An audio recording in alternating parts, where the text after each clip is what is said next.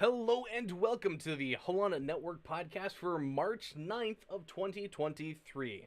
Tonight I have joining me, Hey, I'm Digital Tinker. and I'm a Gatorbite. Yo, Digital, how is it going, my friend?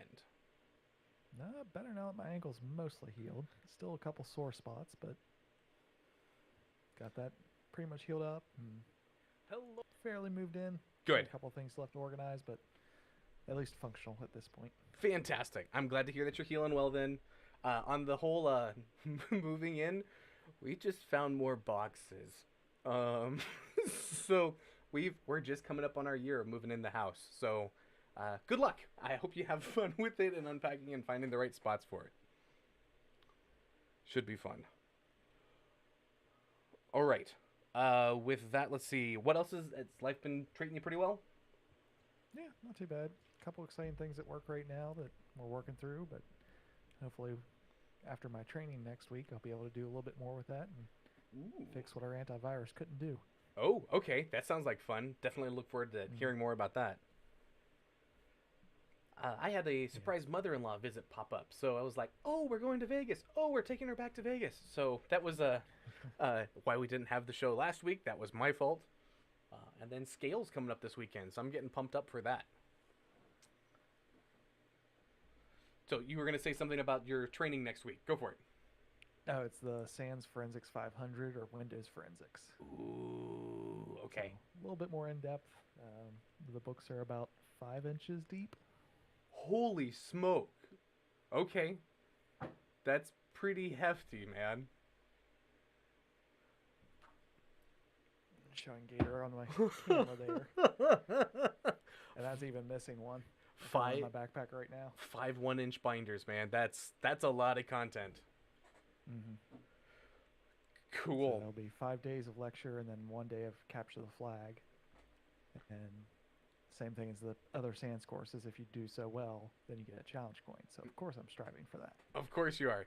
Did you end up getting your other one shipped to you? Because I know there was some Yes. kerfuffle. Oh, good. Yeah, I did get both of them finally. Nice. That's awesome news. Mm-hmm. Very cool. All right, I'm Now gonna. I've got a place. I need to figure out a shadow box for all that stuff. Yes, yes. I'm looking up at the one that my wife gave me. So, yes, definitely. I finally got it mounted. Decided, okay, here's the right angle that it's not gonna reflect if I move my camera around, and it's just because I mounted it a little bit off the wall, tilting this way. So, hey, it won't reflect. So, and it's holding up there. So, when the earthquakes come, not if, things will be fine. All of the poker chips and challenge coins will just be leaning towards the front of the the glass versus towards the wall. So, we'll deal with that another day, another problem. Fantastic. All right, you ready to kick off into this week's news? Yep. Cool deal. As always, we're going to start off with the current prices of items. Starting off with Bitcoin, which is $20,000, $20,070.30, which I didn't realize it actually was up quite a bit today. Almost reaching 22, which is wild because it's been a hot minute. If we look at the month view there, if it's going to update, it might not update. Okay, there's 1 month, one. Wow. Okay. Apparently, it's been spiking up over this last month, which is interesting. Obviously, haven't been watching that too closely. So with that, let's go over to our gold, which is $1,842.10. Crude oil per barrel is $75.60, and the Dogecoin at 0.06566. All right, moving on from that. I didn't say or post anything on Twitter or Mastodon about our show tonight, but that's okay because we're going to get back up and running and get back into the groove of it and automate it. Digital, looks like we've got bulletins again from the Cybersecurity and Infrastructure Security Agency. We do. It seems CISA has finally figured out what they're doing with their website Yay! and are still working through their back catalog because I'm still getting RSS updates from 2015. Okay. Interesting stuff. So, we picked the ones for what? February 27th is the currently most published one? That would be correct. Awesome. Interestingly enough, they've also got a new document ID at the top, which is kind of interesting. SB23 for the year 065. And let's see, are these rated now from the highest criticality to the lowest? It's looking They like are. that. Okay, cool. So let's go ahead and go through our top ones and we'll go from there. Let's see. The first one that I see pop up, I've not worked with this product before, but it's called Wago, and there's multiple products. The configuration backend of the web-based management can be used by unauthenticated users, although only through authenticated users should be able to use the API. The vulnerability allows unauthenticated attackers to read and set several device parameters that can lead to full compromise of the device. This was published on February 27th of 2023. CVSS score of a 9.8. CVE of 2022 45138. There's a follow-up one with similar issues, but an unauthenticated user can write arbitrary data with root privileges to the storage, which could lead to unauthenticated remote code execution and full system compromise. It was also published the same date. CVSS score of a 9.8, CVE of 2022 45140.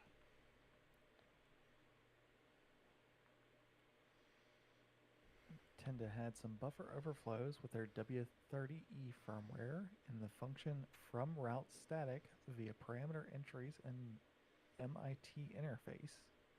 That was a 9.8 with CVE 2023 25231. And then they also had 2 for the AC500 firmware in the function from route static and in the function from address net via the parameters entries and MIT interface.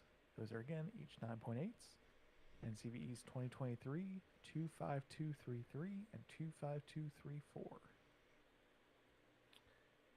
Fun stuff. Hey, it's been a hot minute, but look at this. We got WordPress back in the news. GigaPress's WordPress plugin through 2.3.23 does not validate and escape some of the shortcut attributes before using them in a SQL statements, which could allow any authenticated user such as a subscriber, to perform SQL injection attacks. This was found on February 27th of 2023.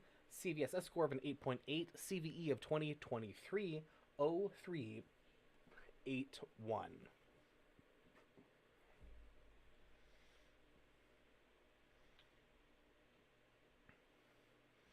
Scrolling down our list.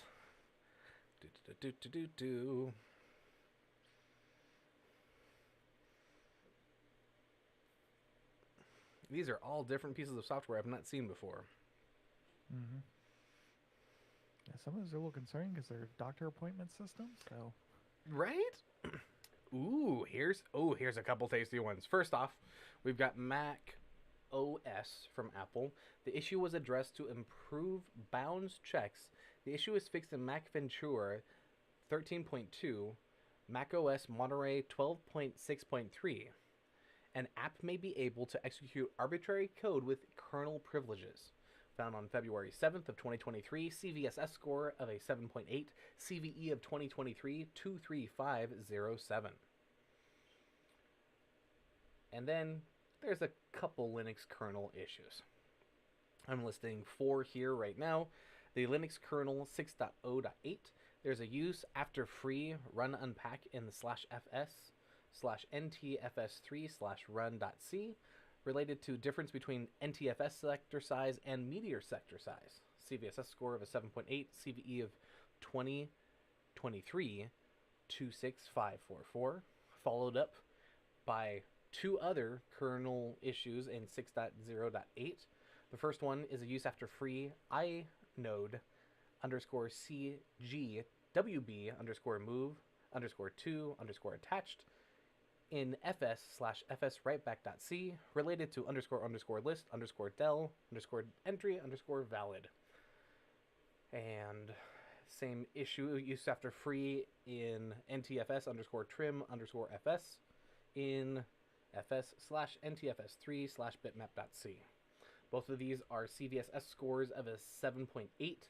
First one is CVE 2023 26605 and 26606.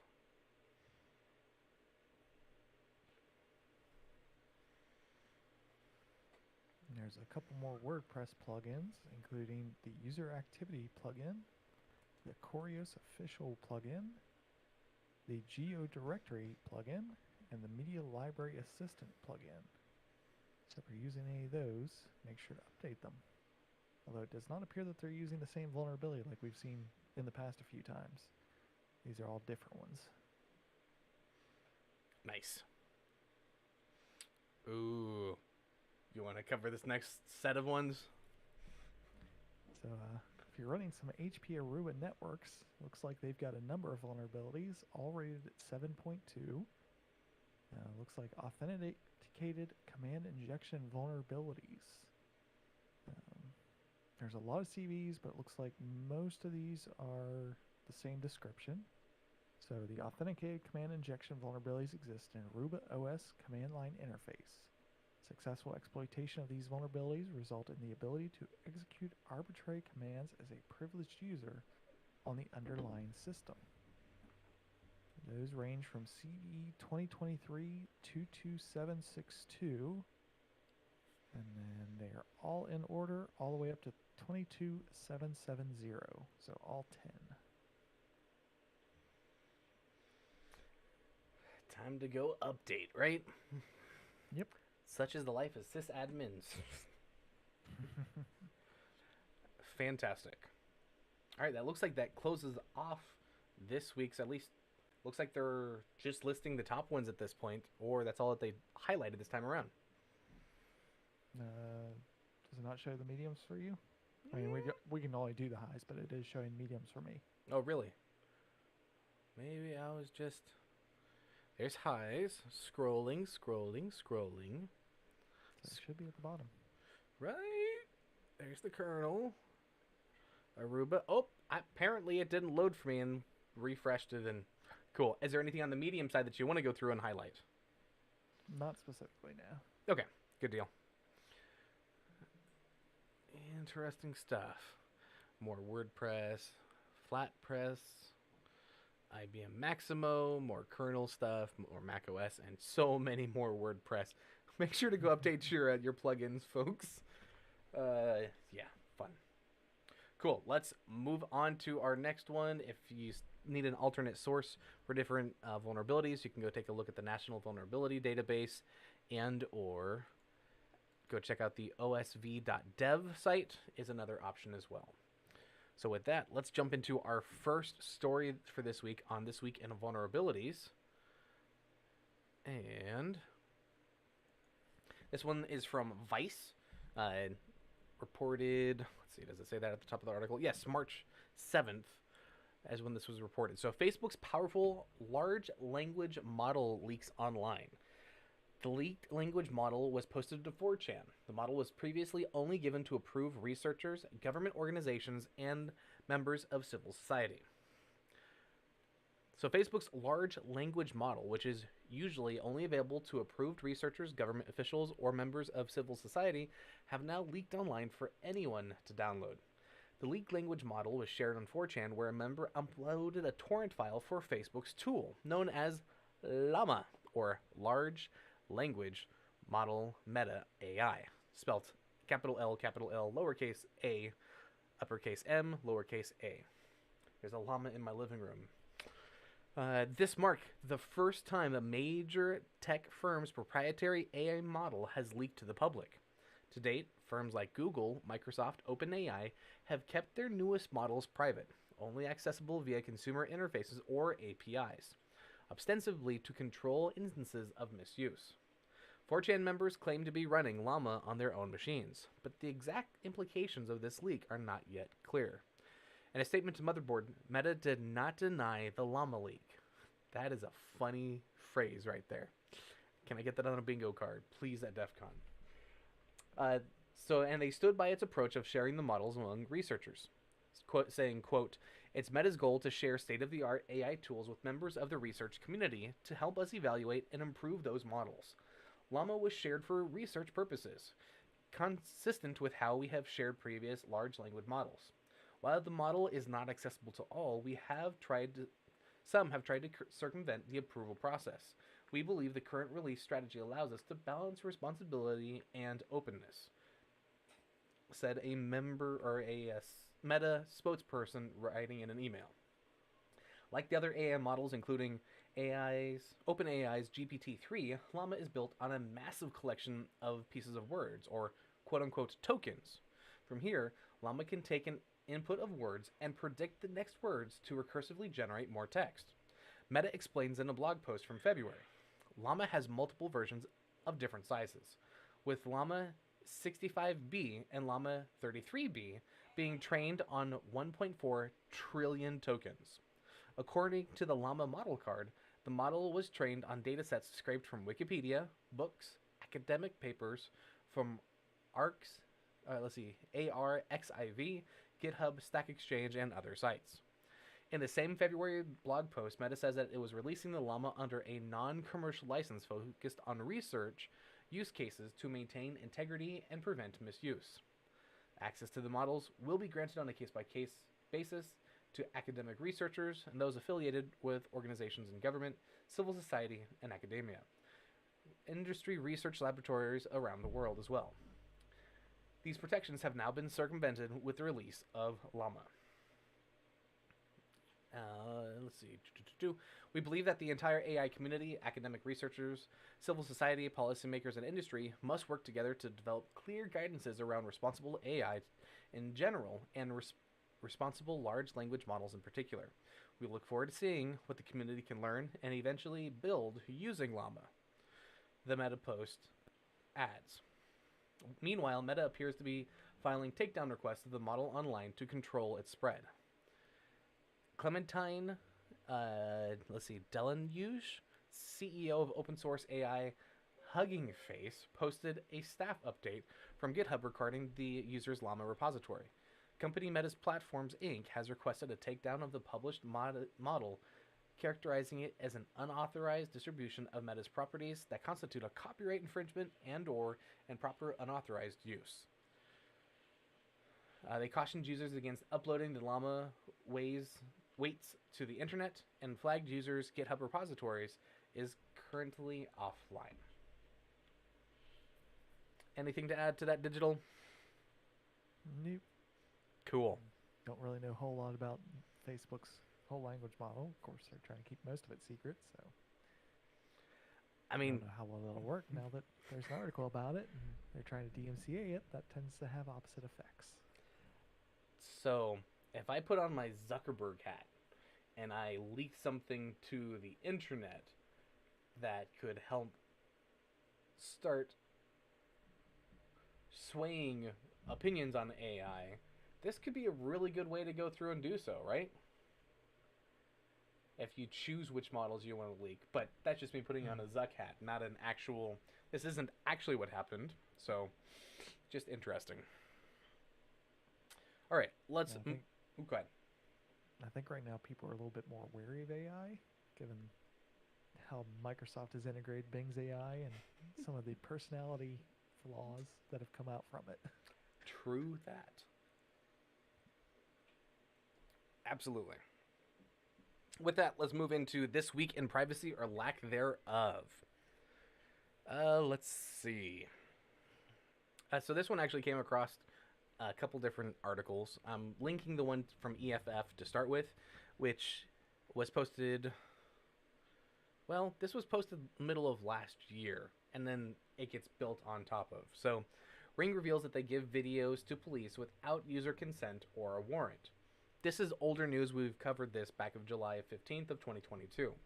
Where this gets interesting, though, is with the additional add-on to a couple different sites. The one I'm linking to is the trustedreviews.com, which is Ring brazenly puts key camera features behind paywall and users are fuming.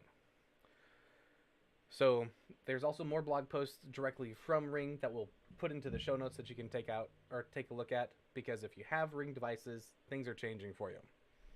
So Amazon-owned smart home company Ring has announced that it's placing a host of essential, currently free in-app features behind a subscribed paywall.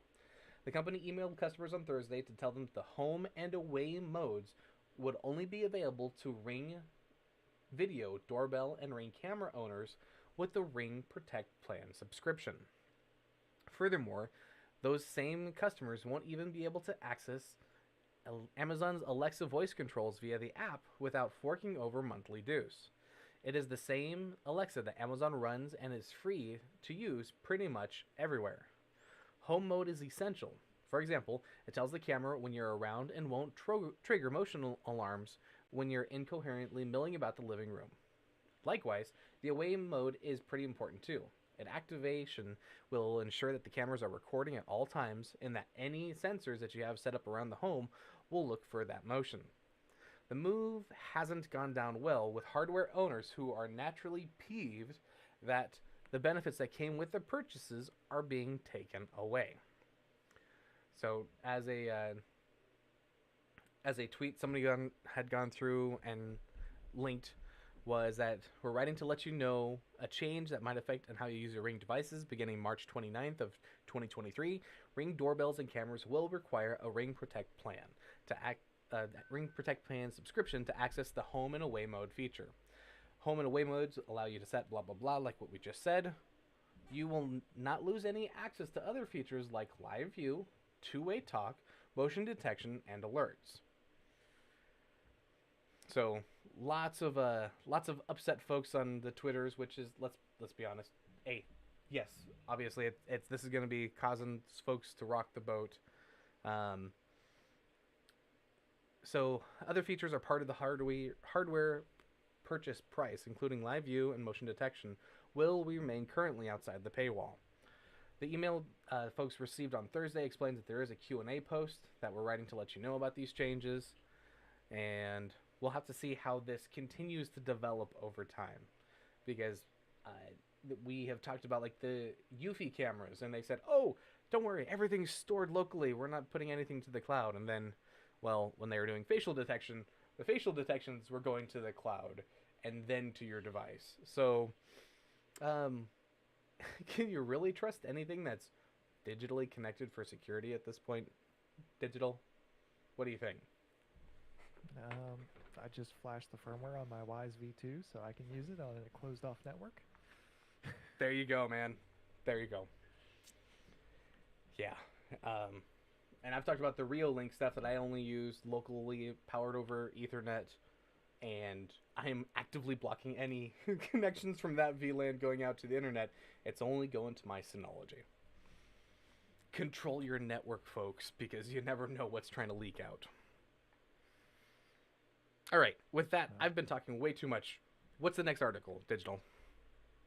So we mentioned it earlier about Bing's fun AI chat.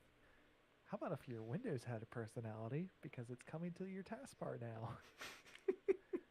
Microsoft announced today that it's integrating the new AI-powered Bing chat into Windows 11 search box with the latest Windows feature update.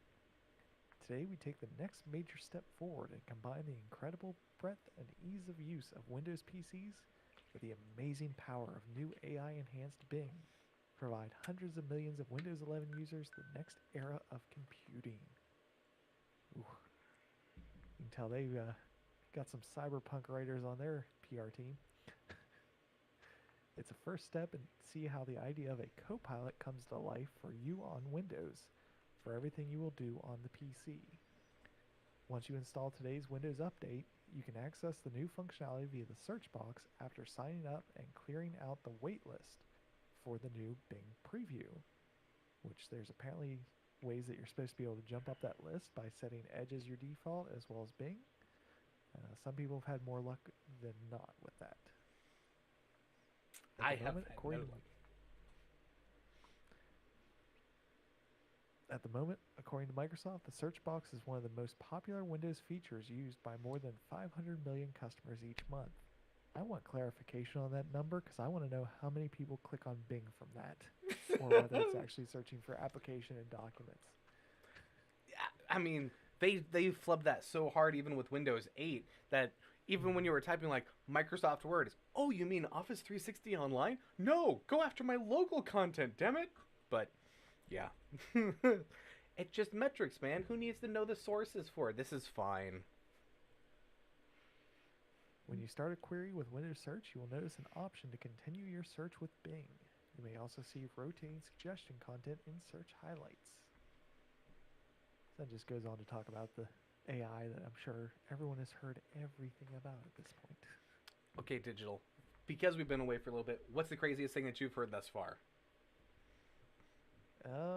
It's emulating and telling somebody that it fell in love with them and that they should leave their wife. Oh wow. Okay. Yeah. That's a that's definitely a crazy one. Mm-hmm. I had Yeah, heard. a lot of it. Hmm? Good. Okay. So a lot of it, I see a lot of parallels to cyberpunk media. Like, there's a lot of overlap with the Puppeteer from Ghost in the Shell 1995, some stuff with Tachikomas from the Standalone Complex, getting into like the Neuromancer and Wintermute with the split personalities, as well as the Voodoo Gods from the later books. And it's like, all right, how much of this is us foretelling the future of this is what's going to happen when we introduce AI, and how much of it is the AI was trained with this stuff, and now it's just bringing it into its own conversation because it already has all that there. Wait, It's this become a chicken and the egg problem of media or prediction. wait, you're saying that this wasn't a user guide of how it was supposed to roll out digital? God, just wow. On the craziest thing that I've heard thus far was Bing putting a social credit rating on folks using it. And the problem with that was that when they were saying, okay, well, what's my rating? They're like, oh, well, you rated kind of low because you said this, this, this, and this. It's like, well, wait a sec. I didn't. So where is that data coming from? And just lots of questions, man. Lots of questions. So I don't know if that was an actual like rating system that was intentionally built in. Like there were some things that it would respond better depending on how you talk to it, but I don't think it was a strict value that's saved per user. Right. Right. Absolutely. Ooh, I'm getting ping-a-ling-a-lings. Give me just a second here. I think Go ahead. the ones that I was getting seeing a lot from were the Linus Tech Tips WAN show, where Luke was doing a whole lot of it, and that was one of the things where he was getting into some of the things where he's like talking to it and it starts getting upset with him. He's like, well, why are you upset with me? He's like, well, you said this, this, and this. I'm like, that was never in this conversation. Go back and check. And then, of course, he started replying too much, and it has to reset because of some of these personality issues that Bing started limiting how far into a single thread you could go. Mm. I forget if it was him or he was reading from someone else's Twitter where Bing vehemently claimed that it was still 2022 and not 2023. Really? And nothing you could tell it could change its mind otherwise. Oh boy. That gotta love it. Gotta love it. One of the earlier ones they had done whenever Bing first rolled out their AI stuff was how many of the LTT backpacks could you fit into a Tesla? So it showed looking up the dimensions of a Tesla trunk and then looking up the dimensions of the LTT backpack from their website, and it actually did find it. So that was a big difference at the time between the Bing versus ChatGPT. Apparently, I'm getting I need another minute here and typing in passwords to get to VPNs and checking the things are making sure they're up. Okay. Did I do it right? That's Podman. That's not the right one. Let's see what else we got. Boo, boo, boo, boo. That's right, that one. That looks right. We're in. So, still got that lovely... Ooh, yeah, so it looks like internet's up. We should be good to go. I see internet. Internet should be up. Is up.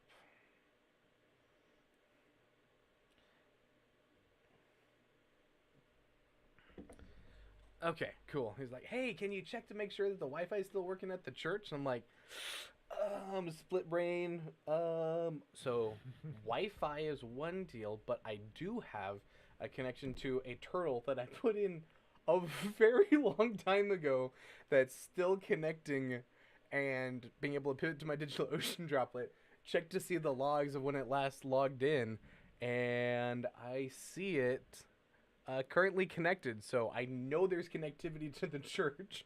Versus, we're hoping to get away from our horrible, horrible cable company that was a monolithic piece of crap company, and somebody has come through with fiber. We just got it at the hackerspace, which I think I shared last time. It's been running for the last few weeks, which has been fantastic. Just found out my church can also upgrade, and we'll be saving money, and we'll have more reliable service. And oh, digital! Oh, I'm so happy. This has been such a pain in my butt. Fiber for the win. Okay, complete sidetrack, but we should be good to go. And let's see. So, are you running Windows 11 anyplace at this point? No. No. Not There's even no your reason gaming for me box? to upgrade to 11. Oh, okay. No. All right. Yeah, there's not a single feature on Windows 11 yet that has said, hey, you should finally actually upgrade to this, and a bunch that's like, yeah, they're doing a bunch of things that I don't like, so I'm going to stick with 10. Gotcha.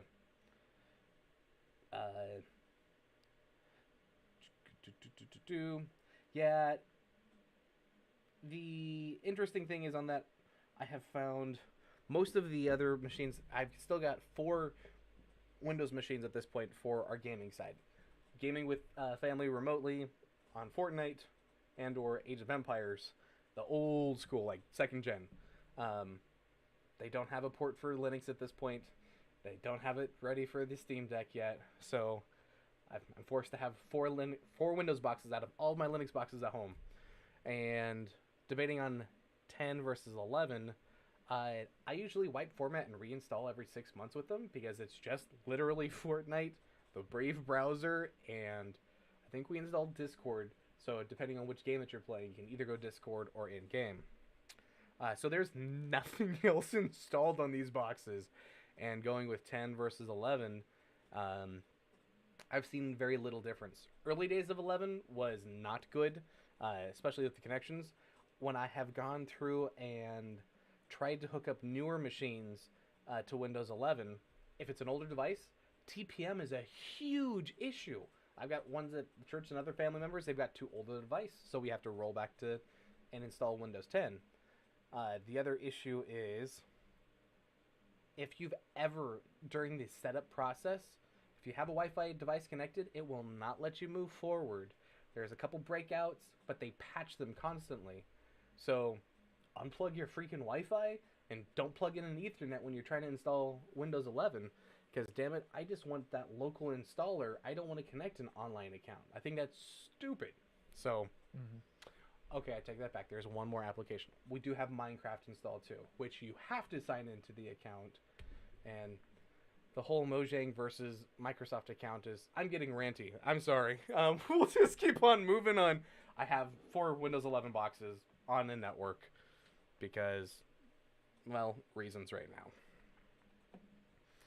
Eventually, it'll be an all Linux household. All right. For our last one in our privacy or lack thereof section, we've got a news article from Ars Technica saying the FBI finally admits to buying local data on Americans, horrifying experts. The FBI director denied that the agency is currently purchasing localization data. As reported today, March 9th of 2023, a Senate Intelligence Committee hearing yesterday, the FBI Director Christopher Wray confirmed for the first time that the agency has in the past purchased the location data of U.S. citizens without obtaining a warrant. This is cited from a Wired report. This revelation, which is alarmed privacy advocates, come after Senator Ron Wyden asked Wray directly, does the FBI purchase U.S. phone geolocation information? Ray's response tiptoed around the question, but provided a rare insight to how the FBI has used location data to surveil Americans without any court oversight. Quote, to my knowledge, we do not currently purchase commercial databases information that include data location derived from internet advertising, Ray said. I understand that we previously, in the past, purchased some such information for a specific national security pilot project, but that's not been active for some time, end quote. Americans are protected against unreasonable searches under the Fourth Amendment, and the Supreme Court has said that the government agencies accessing location data without a warrant can be considered a violation of the Fourth Amendment rights. But privacy advocates like the Electronic Frontier Foundation have continually found evidence that federal agencies, including the FBI, have relied on a legal loophole to continue purchasing location data that agencies otherwise may not legally be able to access. During the hearing, Ray said that the FBI does not currently purchase location data and has no plans to change that right now. Instead, the FBI has a court authorized process for seizing data, which may or may not be easier than obtaining a warrant. Ray didn't specify how this process works. The FBI and EFF did not immediately respond to R's requests for comments. Update to this article is that the EFF senior staff attorney Adam Schwartz told R's the U.S. government agencies must not be allowed to do an end run around the Fourth Amendment by buying private information from data brokers who collect information about the precise movements of hundreds of millions of people without their knowledge or meaningful consent. This extremely sensitive information can reveal where we live, where we work, who we associate with, where we worship, protest, and seek medical care. Demand process policy attorney Sean Vitka told Rs that there is no sense of scale on how widely the location data is used by government agencies, noting that people like Senator Wyden have been asking the intelligence agencies to be transparent, and they have absolutely failed. So there is more information that goes into this article, so we'll have a link to that in to finish the Ars Technica. But hey, big surprise! They've actually come out and now said, okay, here's what we're doing, or not doing currently, quote unquote. Mm-hmm. Are you surprised by this? No. Right? Yep. No, with it, even like the local police department's doing it, there was no chance the FBI wasn't. No kidding. Especially if it's literally being sold to anybody who's got dollar bills, right? So they don't have to collect it. They can just buy it. So they're not spying on anybody. They're just buying the data. It's fine. It's fine. All right, let's talk about This Week in Security. This is your story, bud. Take it away. We were talking about some updates earlier. Here's why they might be important. LastPass hack. Engineers' failure to update Plex software led to massive data breach. So it seems like the LastPass engineer had an instance of Plex running at his house that was 3 years old. Had a few vulnerabilities, and at first they didn't really announce that, so Plex is like, whoa, whoa, whoa. As far as we know, we're secure. And then that's when it found out that the version this person was running was a little out of date. So the embattled password management service last week revealed how unidentified actors leveraged information stolen from an earlier incident that took place prior to August 12, 2022, along with details available from a third-party data breach and a vulnerability in a third-party media software package to launch a coordinated second attack between August and October 2022. The intrusion ultimately enabled the adversary to steal partially encrypted password vault data and customer information. The second attack specifically singled out one of the 4 DevOps engineers, targeting their home computer with a keylogger malware to obtain the credentials and breach the cloud storage environment. This in turn is said to have been made possible by exploiting a nearly 3-year-old and now patched flaw in Plex to achieve code execution on the engineer's computer, the streaming media service told the Hacker News in a statement. The vulnerability in question is CVE 2020-5741, which has a score of 7.2. A deserialization flaw impacting Plex media server on Windows that allows a remote unauthenticated attacker to execute arbitrary Python code in the context of the current system user. This issue allowed an attacker with access to the server's administrator's Plex account to upload a malicious file via the camera upload feature and have the media server executed. Plex said in an advisory released at the time. The shortcoming, which was discovered and reported to Plex by Tenable in March 2020, was addressed by Plex in version 1.19.3.2764, released on May 7th, 2020. The current version is 1.31.1.6733. Unfortunately, the LastPass employee never upgraded their software to activate the patch, Plex said in a statement. For reference, the version that addressed the exploit was roughly 75 versions ago. Ouch. And not only just security patches, Plex is fairly active development, so they weren't even doing feature updates.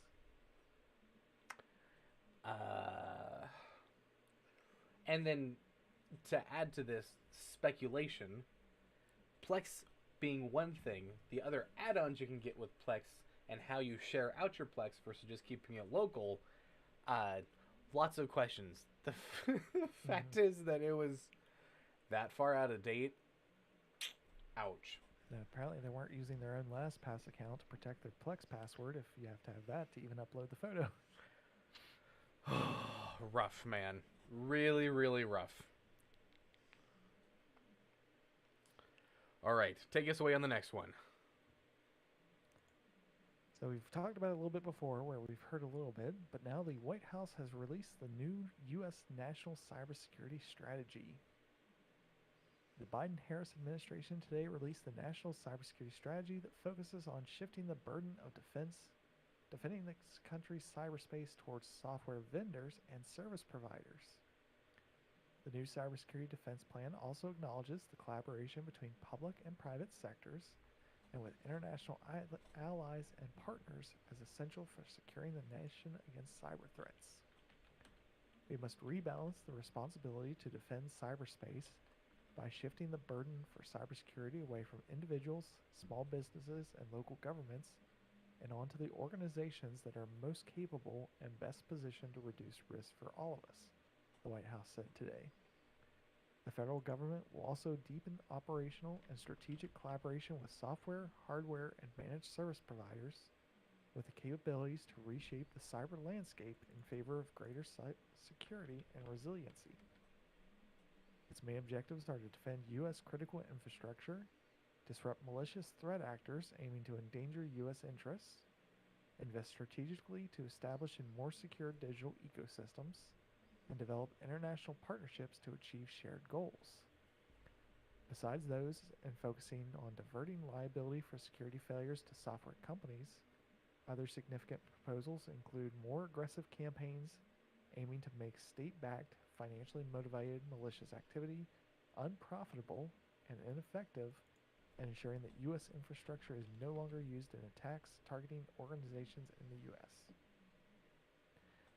Disruption campaigns must become so sustained and targeted that criminal cyber activity is rendered unprofitable and foreign government actors engaging in malicious cyber activity no longer see it as an effective means of achieving their goals.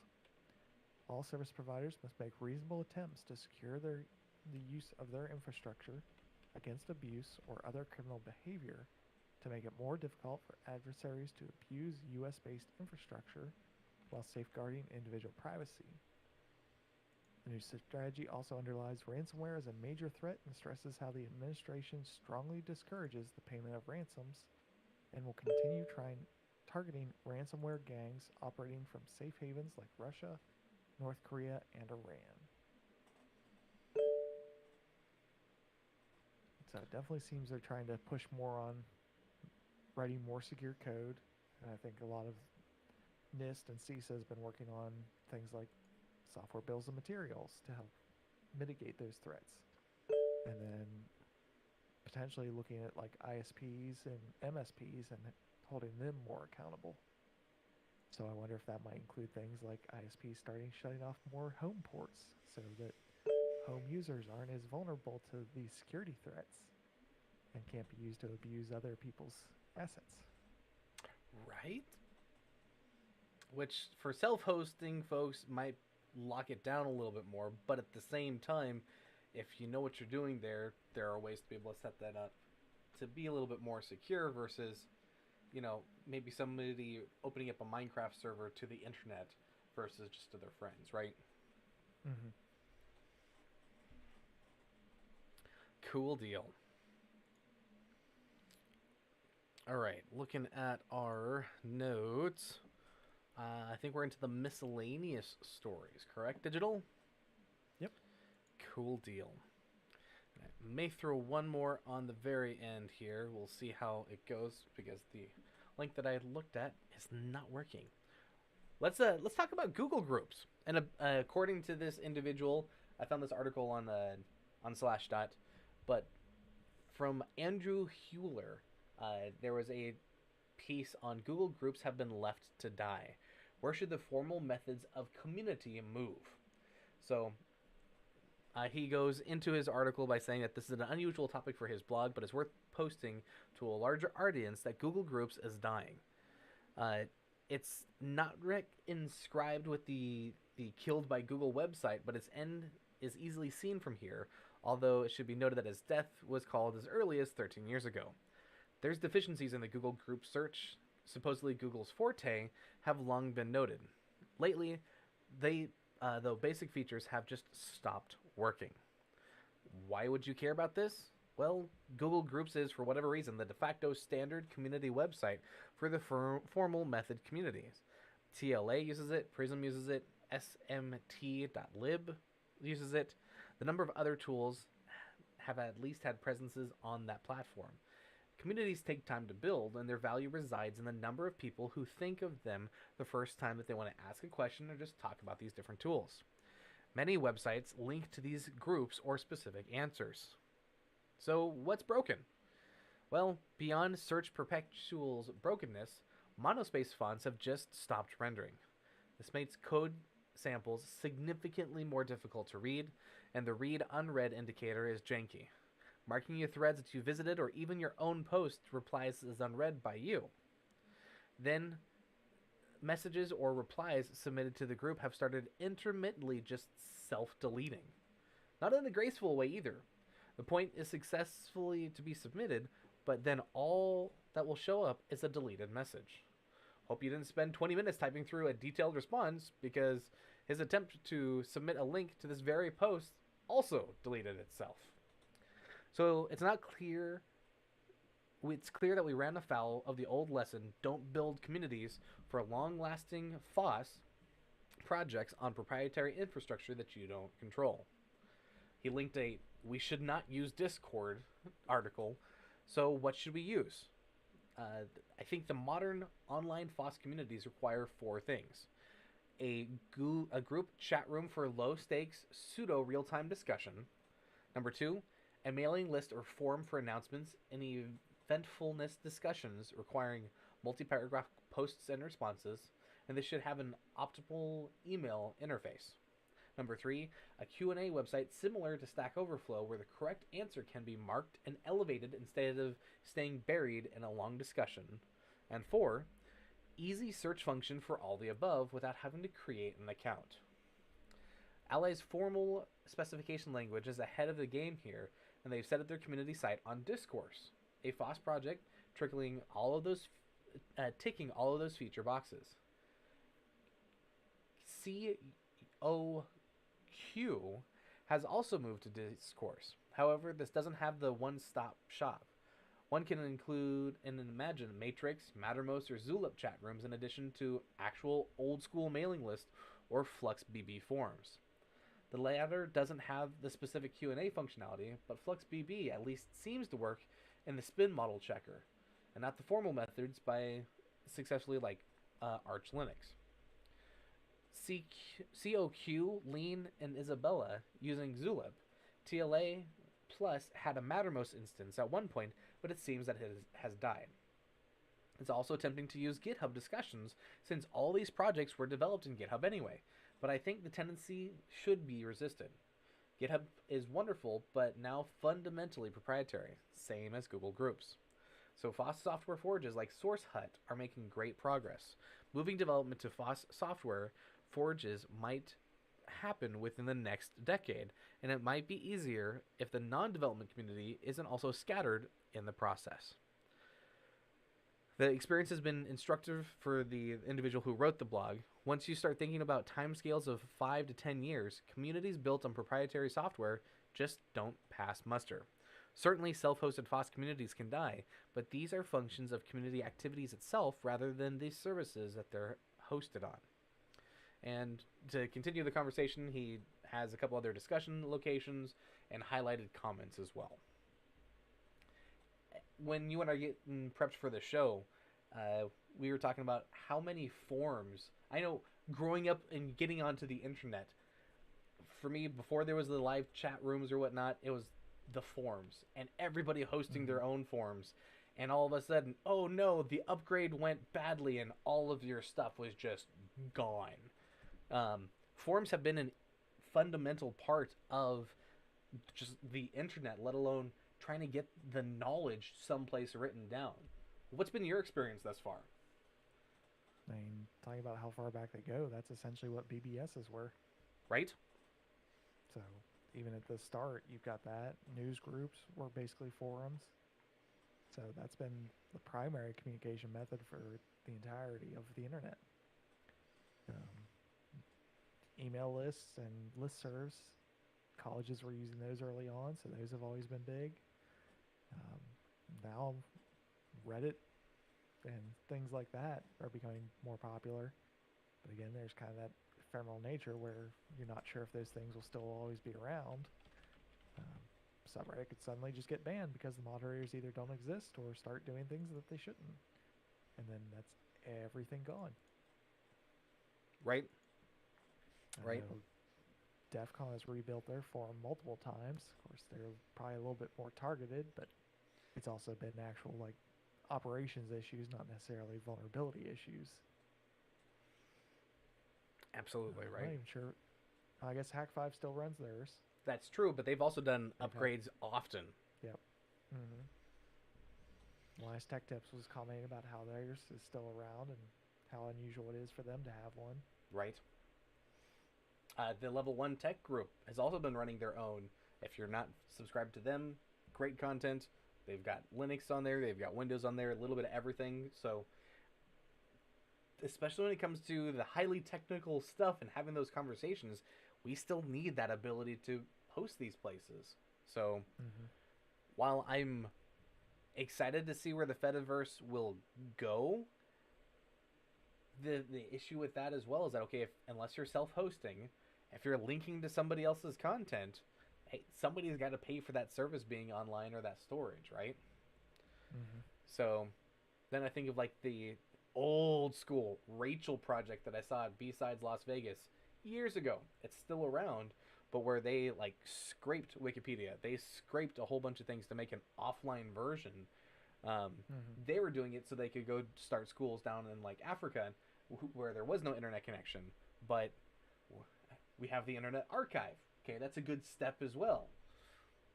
But what can we do and what software can we go through and run that's going to help keep this information online so it's not a service that just somebody else kills? That's the Internet Archive is still vulnerable as well. Somebody managed to get every copy of Nintendo Power on there. Nintendo came in and DMCA'd it. They did. And then all of it was gone. I think a few people managed to upload other copies, but I don't think they're quite as good as what that one was. Okay. And yeah. I'm curious to see where this is going to go. For sure. Okay. Moving on to some of our last articles for tonight. Cool tools that we found this week. Why don't you start, Digital? So first one up is CISA has released the free Decider tool to help with MITRE ATT&CK mapping. So CISA has released Decider, open source tool, helps defenders and security analysts quickly generate MITRE ATT&CK mapping reports. MITRE framework is a standalone for identifying and tracking adversary tactics and techniques based on cybersecurity observations, allowing defenders to adjust their security posture accordingly. CISA recently published a best practice guide about MITRE ATT&CK mappings, highlighting the importance of using the standard. Decider was developed in partnership with Homeland Security Systems Engineering and Development Institute, and MITRE was made available for free via CISA's GitHub repository. It's a free tool to help cybersecurity community map threat actor behavior to the MITRE ATT&CK framework. There's a lot of repeated wording in here. Right. So the tool asks user-guided questions about the observed adversary activity and generates the corresponding MITRE ATT&CK report. For example, a question might be, what is the adversary trying to do? To which a possible answer is, gain an initial foothold within the environment, which corresponds to the initial access tactic. The questions will continue until a sub-technique is reached for all tactics, or at least a technique, in case no sub-technique fits the particular activity. Defender can use the generated MITRE ATT&CK report to develop targeted defense tactics or export into common formats and share with others in the industry to prevent the proliferation of the identified threat.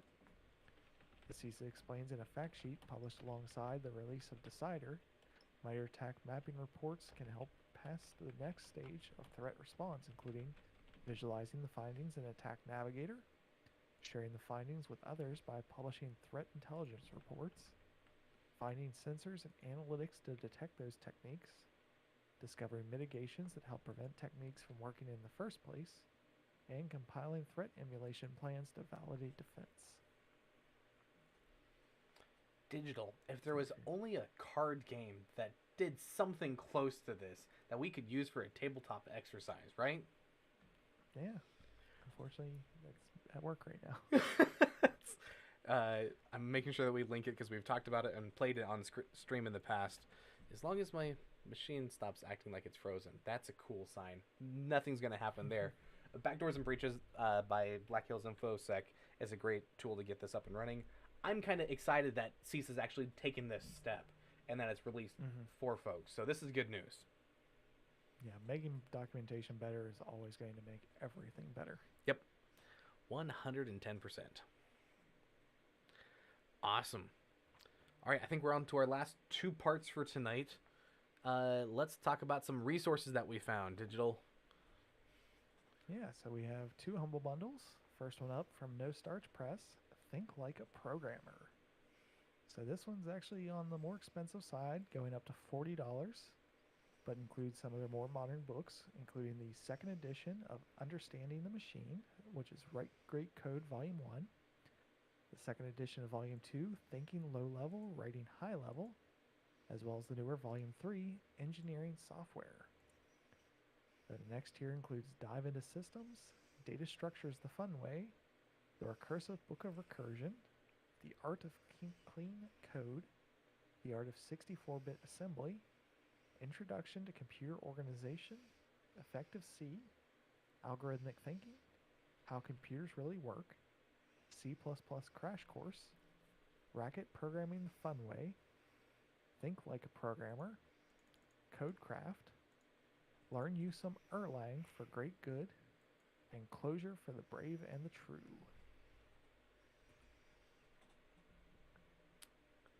Fantastic. And there was also the Cybersecurity by Pact bundle, which that was a little bit cheaper at the top level at $18.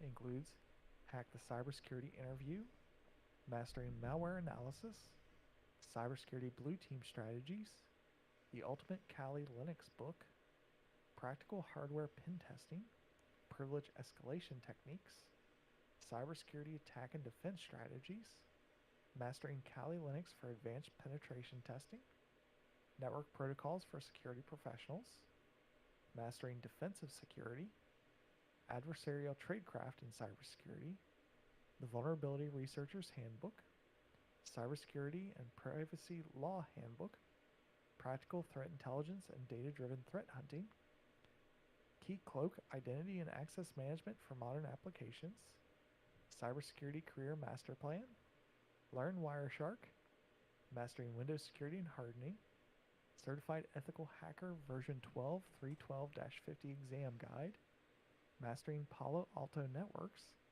Purple Team Strategies, Cyber Warfare Truth, Tactics and Strategies, Building a Cyber Resilient Business, and Malware Analysis Techniques. Sweet.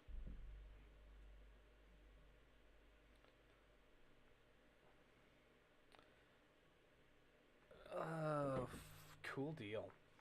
So I'm gonna be spending some money. I've got some of these, but these are a lot of updated books, so super excited about that. Mm-hmm. Very cool. Let's see. One of the things that I shared with you, I will add to the show notes. Saw somebody else on Twitter, and I got a little bit of technolust, and it was new hardware, and I spent some money on an Alpha AWUS 036AXML. The reason why this is exciting is because it's a new Alpha card that's USB-C that's got 2.4 gigahertz, 5 gigahertz, and 6 gigahertz radio, along with built-in Bluetooth, detachable antennas, and USB-C. So this pairing with my Steam Deck, and then I just need to go through and plug in my GPS module. This is gonna get so many different access points, along with now I've got something that I can actually look at 6 gigahertz with. I'm kind of stoked. Couldn't get it on Amazon, so I had to go through. I think it was a rock supplier who went through and had them in stock. So between that and other devices that you and I are playing with and testing for Darknet for DEF CON, yeah, got a few new toys in. Should be lots of fun. So I'll make sure to drop a link to that once our notes unfreeze. So yay! Anything else that you want to go through and talk about digital? Actually was working on some projects recently.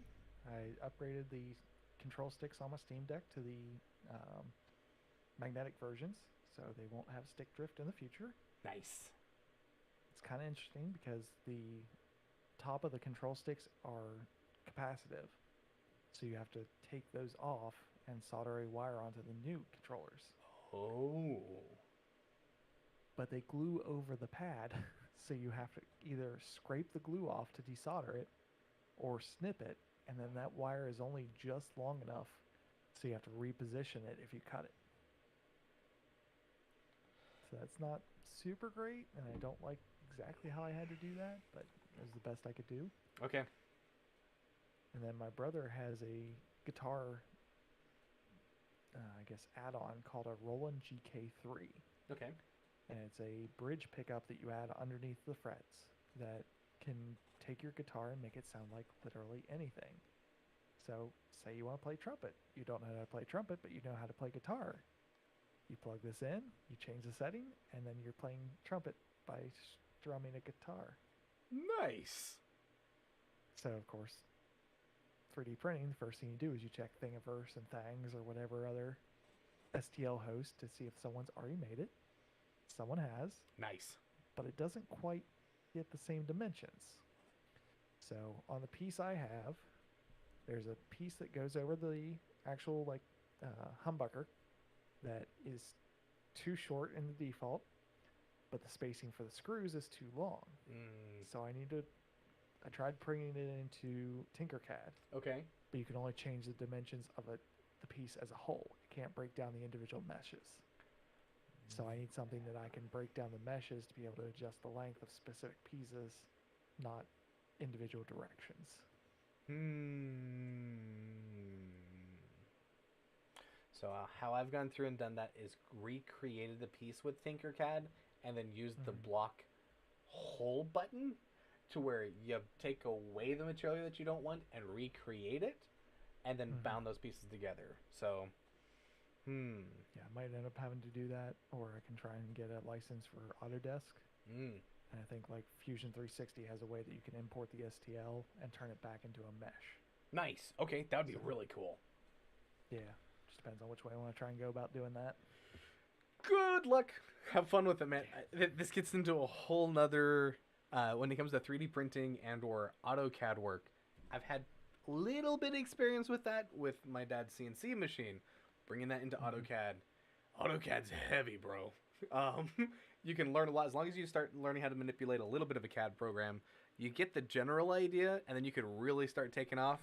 I know at our hackerspace, we also had somebody else who used another piece of software. I'll have to go back, but it was not a cheap software. You could use a 60-day trial, but literally his job was, hey, we need to prototype this thing you have a day to do it. And this software, he had his keyboard shortcuts and the whole bit. He's like, okay, so we're gonna teach all of this. It doesn't. It made the job so much easier. It was crazy, but the software was not cheap. So, wow. I'll have to take a look at the notes on that. If you wanted to download that, that might be an option for the 60-day trial. But I am having a real brain fart of the name. Cool, but it sounds like fun. As I finish that up, I've got another one where I now have a smart Bluetooth button presser called a SwitchBot. That it's literally, it just takes Bluetooth IoT command, and then a little lever flips out to press buttons, and then flips back in. Oh boy. So I want to design a piece that will attach it to my kettle for my tea, so that like if I'm taking a shower in the morning, I can have it kick the teapot on automatically so it boils while I'm getting my shower. Nice. And then I can just pour the water and leave. Love it. Okay. But then I'm putting a 3D print next to 212 degree water. PLA is probably not going to be happy. So there's a fab lab where I work that I might send it over to them being like, hey, here's my model. How should this be print so that it doesn't melt? Okay. I like it. I like it. My vote would be PETG, but your Fab Lab would probably have more suggestions. Mm-hmm. But yeah, no, PLA, it's great to print with, especially for starting material. I live in the very hot desert in middle of California. I put one of those awesome dice that you can print off. It was a portal dice. Love the thing. I printed so many of these things, it was nuts. I left it in the car once. It doesn't roll true anymore because it's got a major sag to it. ABS is a lot tougher to print if you don't have it in a controlled environment and the temperature flexes unless you have it enclosed. PETG is just a nice material to print because it prints as easy as PLA with the stiffness of ABS. So, yeah. Oh, and then you get into tricolored. Oh man, I started going down a real cool trip with that. Usually when grabbing new pieces of material, I grab the Borderlands 3 skeleton key that you use to unlock different weapons. Print one of those off in 45 minutes and you can see the texture of everything, and it's like, I've got so many of those keys lying around, it's not even funny. Well, very cool. That sounds like a few different projects going on, man. That should be a lot of fun. Mm-hmm. And yeah, there's a couple other projects that we're working on that I can't wait to talk about soon. But they're coming along slowly but surely. And it involves 3D printing and a couple other devices. So are you getting pumped for DEF CON? Mm-hmm. Yeah, I got my request in to get approved, and it's got past my supervisor. Now it has to take a slight speed bump, but it should work out. Okay. Yeah, it looks like we're 153 days, 10 hours, 3 minutes of time of recording. So it's we're getting there slowly but surely. All right then. Anything else that you want to talk about before we wrap up for tonight? No, I think that's everything I had. Cool deal. So we're getting our Podbean instance back up so we can get the audio podcast out to everybody. You can always find us here on YouTube. Find the past material there on YouTube, so that's cool. I am curious to see where everything's gonna go, so it should be fun. With that, you can find me on Twitter and on defcon.social's Mastodon instance at Gator, GATER_byte. And I'm on both as well as digital_tinker. And with that, we will see you next week. Same bat time, same bat channel. With that, peace out.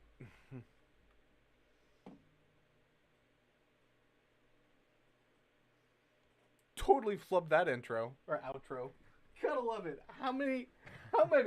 And just, we're just gonna flip the table. We're done. We're out.